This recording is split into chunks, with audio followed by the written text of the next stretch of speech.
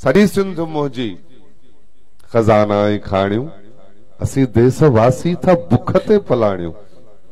सॼी सिंध मुंहिंजी खजाना ई खाणियूं असीं देशवासी था बुख ते पलाणियूं। ऐं जितां निकितो आहे खरबन जो कोयलो, जितां निकितो आहे खरबन जो कोयलो, उन्हनि काण नाहे को ॾोढो बि सवलो।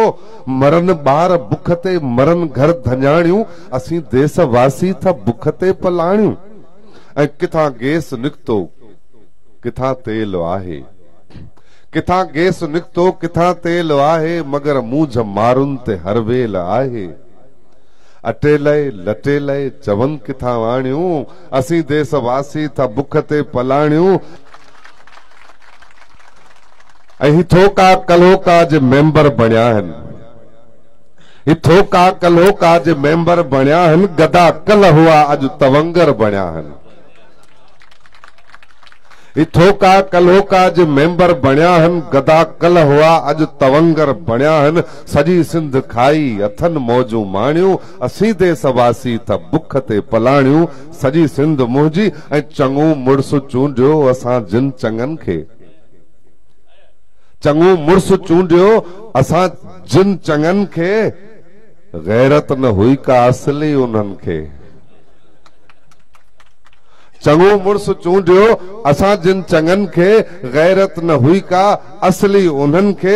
धरतीअ जूं धजियूं हथां तिन उॾाणियूं असीं देशवासी था बुख ते पलाणियूं। ऐं वागुनि जे हथ में वरी अॼु बि वागूं, वागुनि जे हथ में वरी अॼु बि वागूं, मगर क़ौम मुंहिंजीअ खे नाहिनि सुजागूं। वागुनि जे हथ में वरी अॼु बि वागूं, मगर क़ौम मुंहिंजीअ खे नाहिनि सुजागूं। चरिया चटो आहियूं नथा सच सुञाणूं असीं देशवासी था बुख ते पलाणियूं। ऐं मूंखां शहर मुंहिंजा, मूंखां शहर मुंहिंजा फुरिया अॻु फलाणनि, मूंखां शहर मुंहिंजा फुरिया अॻु फलाणनि। मथां रोड रस्ता झलिया आहिनि पठाणनि। मूंखां शहर मुंहिंजा फुरिया अॻु फलाणनि, मथां रोड रस्ता झलिया आहिनि पठाणनि। इजो इन अफ़ाले वञूं बि विकाणियूं असीं देशवासी था बुख ते पलाणियूं। ऐं अञा सिज सिंधी नथो तुंहिंजो उभरे, अञा सिज सिंधी नथो तुंहिंजो उभरे। अञा निंड तुंहिंजे न नेणनि मां निकिरे, अञा सिज सिंधी नथो तुंहिंजो उभरे। अञा निंड नेणनि मां तुंहिंजे न निकिरे। उथी छॾ खटोलो रलीअ सां रिहाणियूं असीं देशवासी था बुख ते पलाणियूं। ऐं उथी पौ ड्रिबाई, उथी पौ ड्रिबाई विढ़ी थञ मल्हायूं, उथी पौ ड्रिबाई विढ़ी थञ मल्हायूं। नत पोतियूं चूड़ियूं मायुनि जूं पायूं,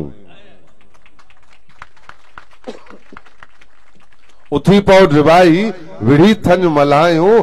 नत पोतियूं चूड़ियूं मायुनि जूं पायूं। ऐं विढ़नि पंहिंजे पारां के सिंधी नियाणियूं असीं देशवासी था बुख ते पलाणियूं। सॼी सिंध मुंहिंजी खजाना ई खाणियूं खजाना।